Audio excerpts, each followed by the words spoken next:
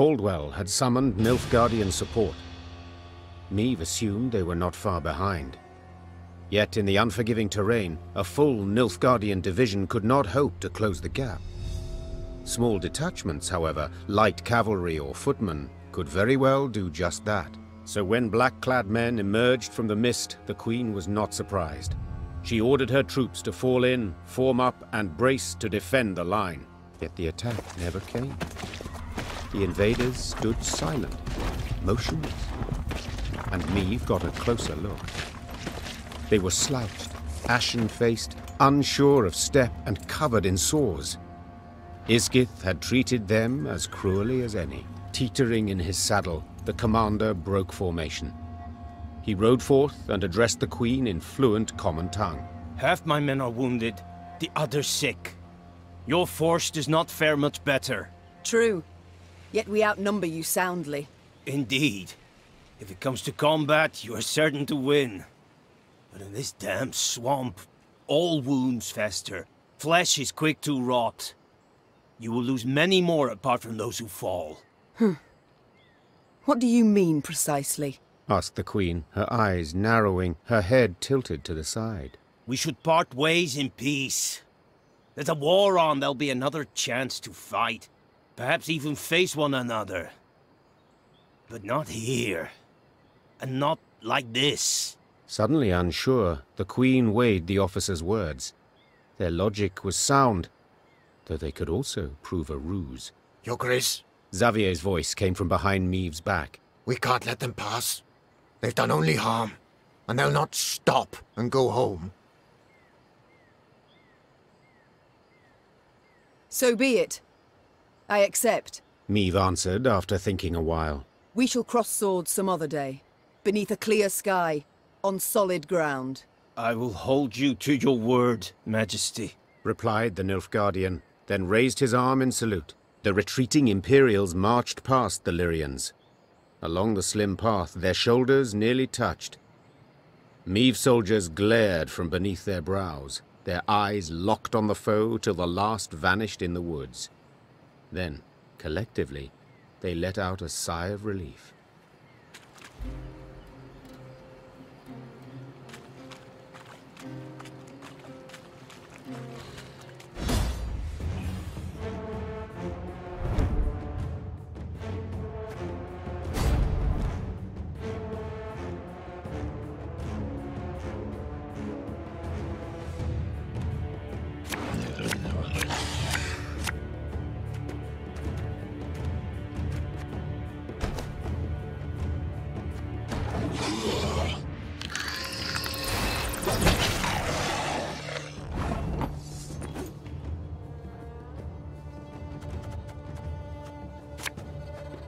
Again and again and again.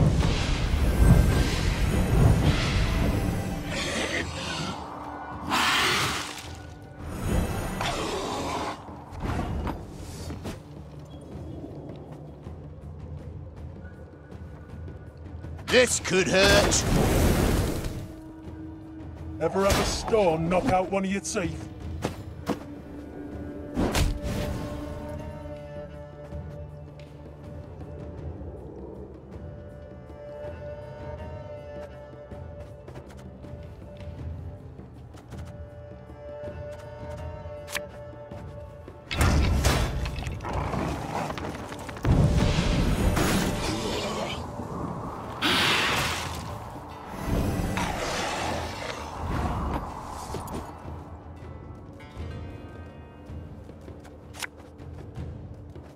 No time for that!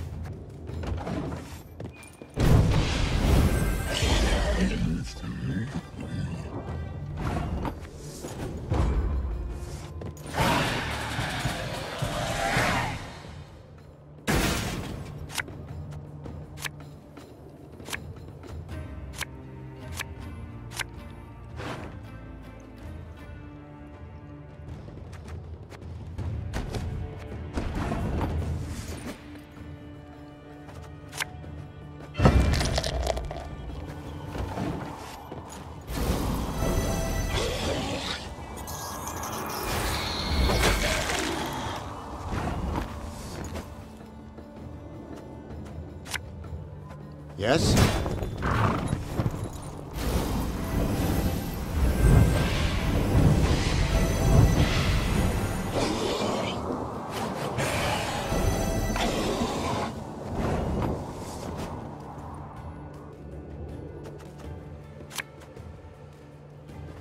Make love, not war.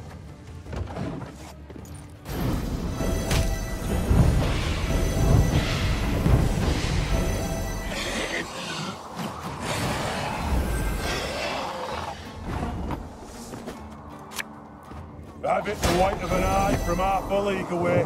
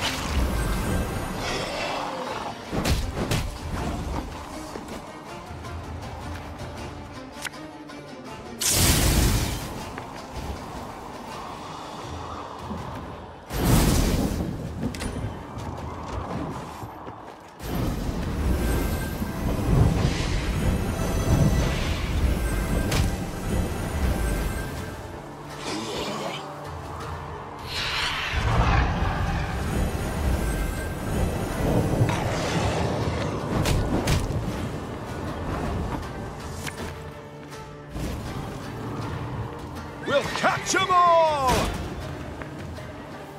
Give me a time.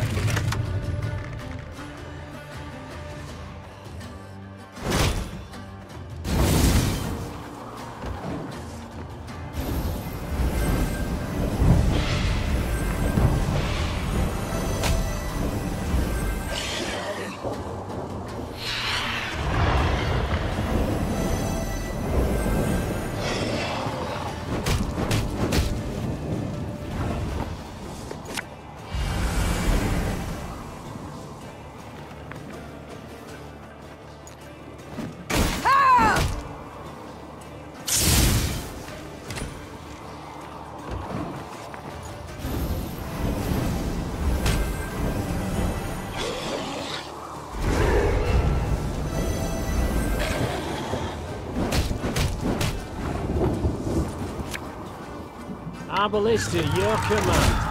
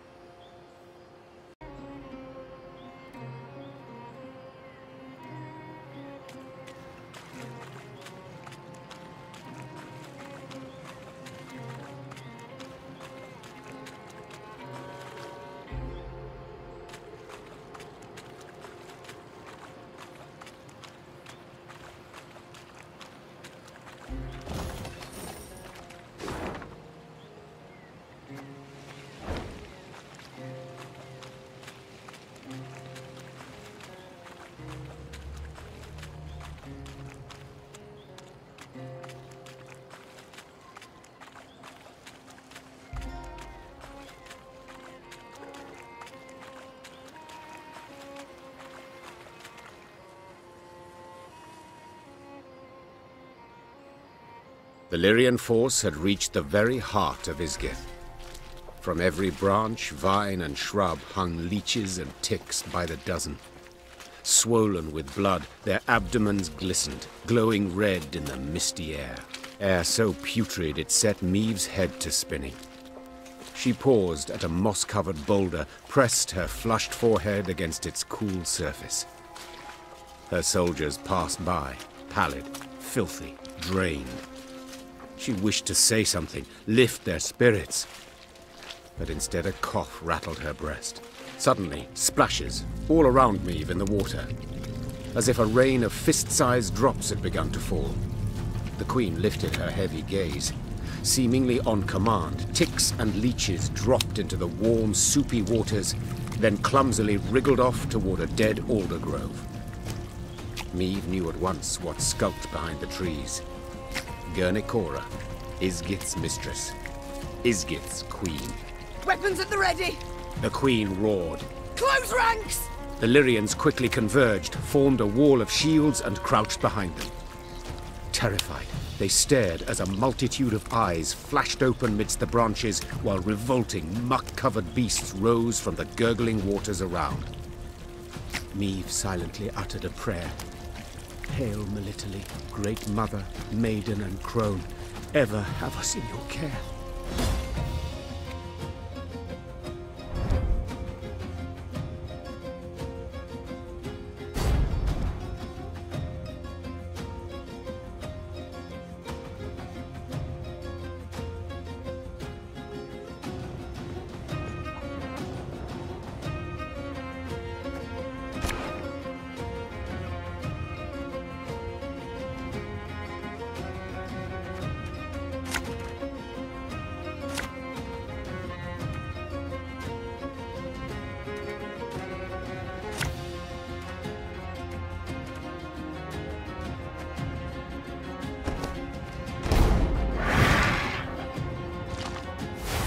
Everyone, rally to me!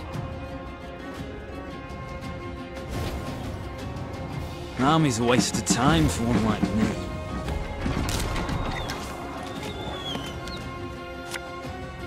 We'll catch 'em all!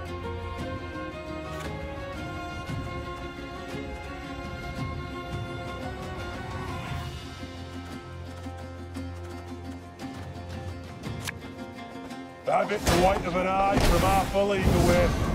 Majesty! These parasites! They feed on our blood!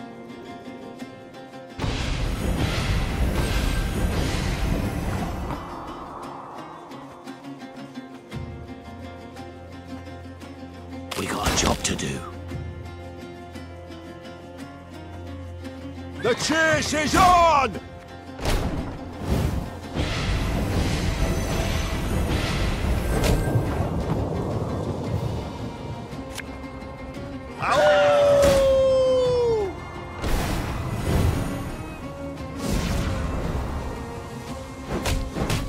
How quickly the scales tip.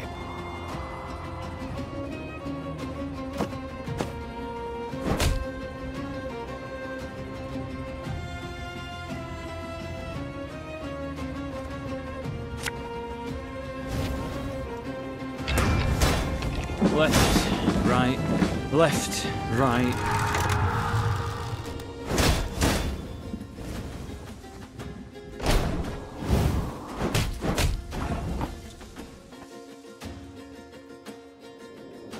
Wanna know why I got my scar?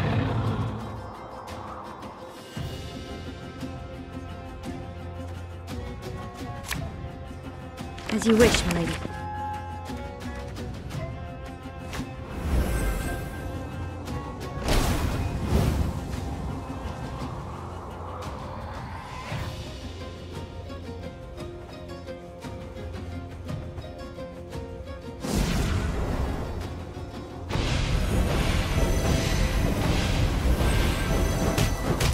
These ghastly beasts can be slain.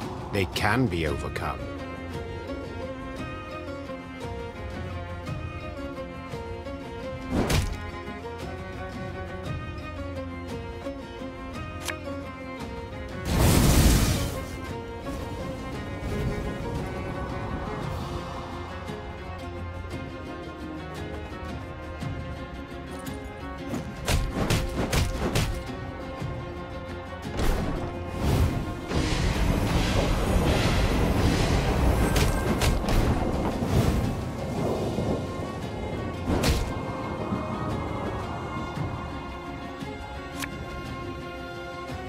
Hey, don't toss that. It's perfectly usable.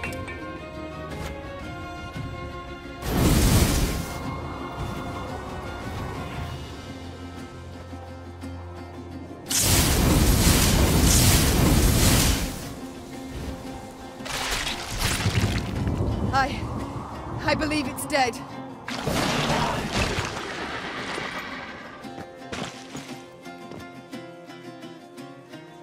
Of the battle in Isgith, Meve remembered very little.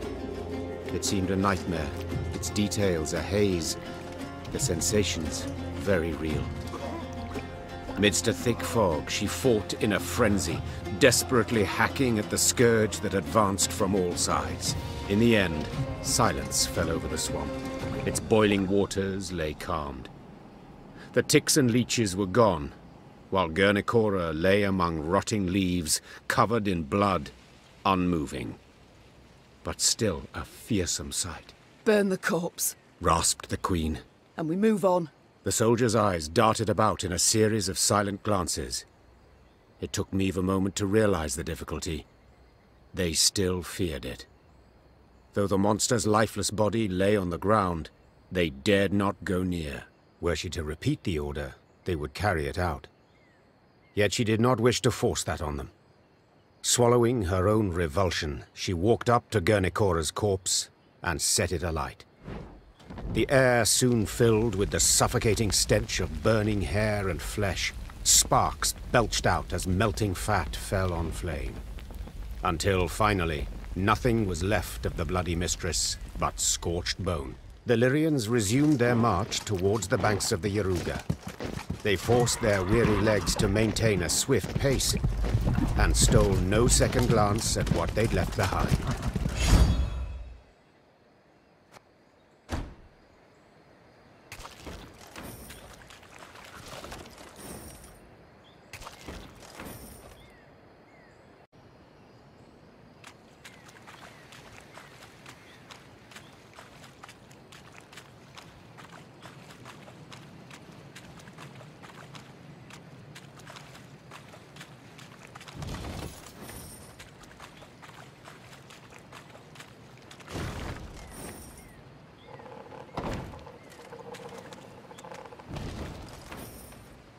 One day, the quartermaster approached with news to report. Alas, bad news.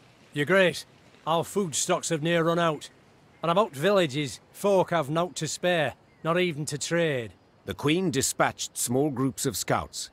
They were to scour the countryside for hunting camps, beekeepers, charcoal burners, any souls willing to trade food for coin or goods. The first scouts came back around dusk. The last 3 detachments returned not at all. At first, Meve suspected they'd fallen prey to monsters, the beastly or Nilfgaardian kind. Later, she learned the men had left naught of their belongings behind. She'd been soft-hearted toward deserters. This lot decided they, too, would give it a try. That night, Meve lay still but sleepless. Beneath thin covers, she was cold, hungry, irate.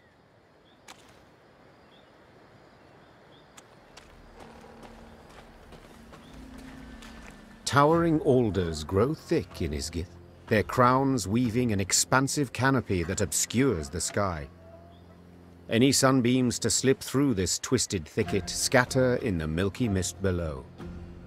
Thus the marsh abides in a state of perpetual twilight, wherein a sense of time and direction are easily lost. As the force moved along, a glow appeared in the trees. The Lyrians squinted, their mouths agape in wonder. An orb hung over the water, pulsating, humming. It circled the soldiers, darted off a distance, then hovered as if waiting. A will-o'-the-wisp, that is, whispered one of the footmen. Believe it's keen to show us something. Meve knew the wisp could prove treacherous, lead them into a trap. Nonetheless, she followed, though not entirely certain why. Her soldiers seemed eager, she sensed they approved. Yet she was also simply curious. We follow it. Carefully. Weapons at the ready.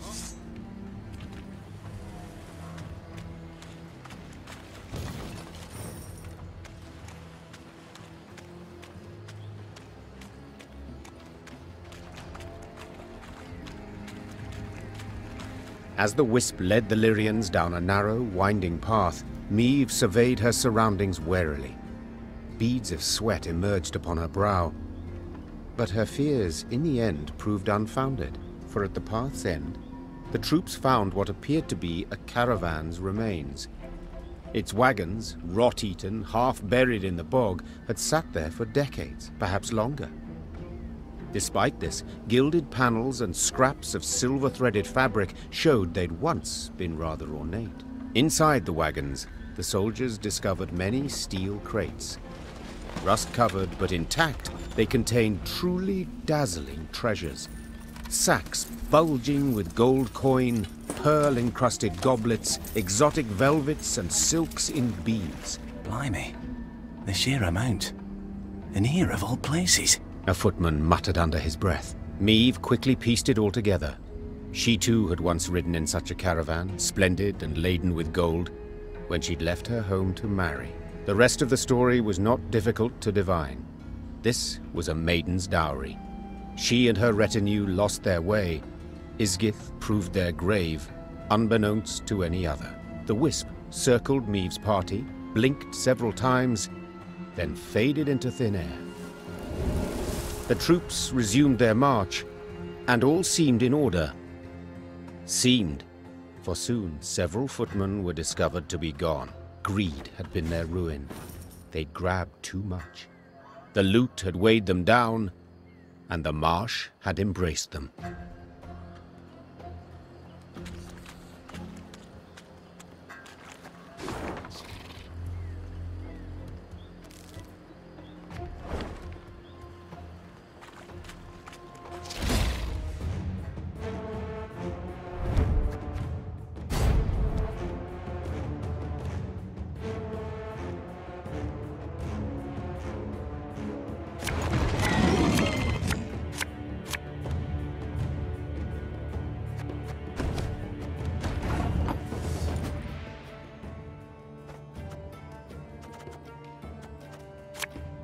Wanna know why I got my scar?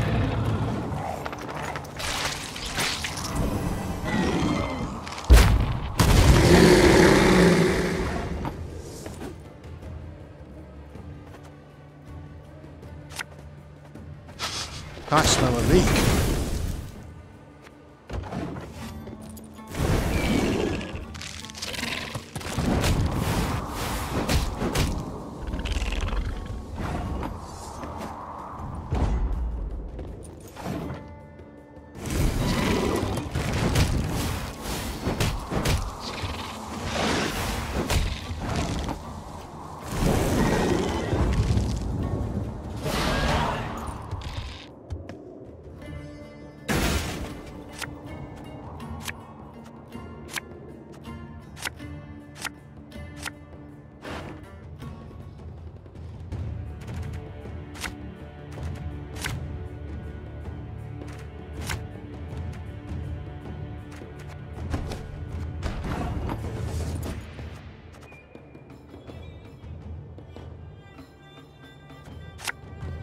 Ever have a stone knock out one of your teeth?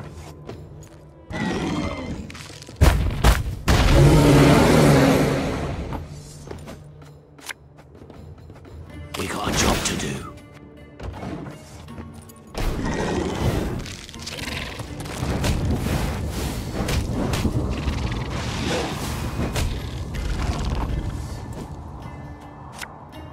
Have it the white of an eye from half a league away.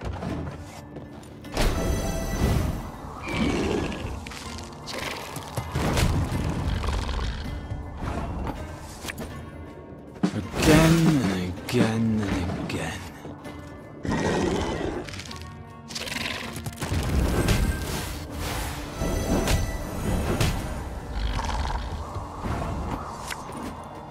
When will you ever learn? Bigger they are, easier they are to target.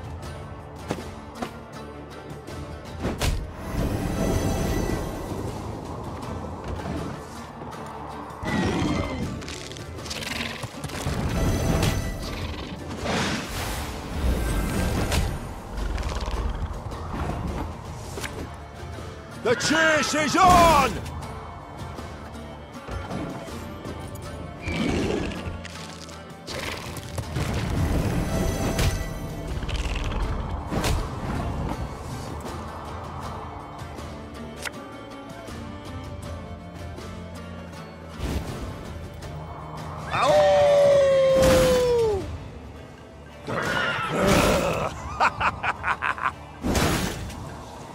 We'll catch 'em all!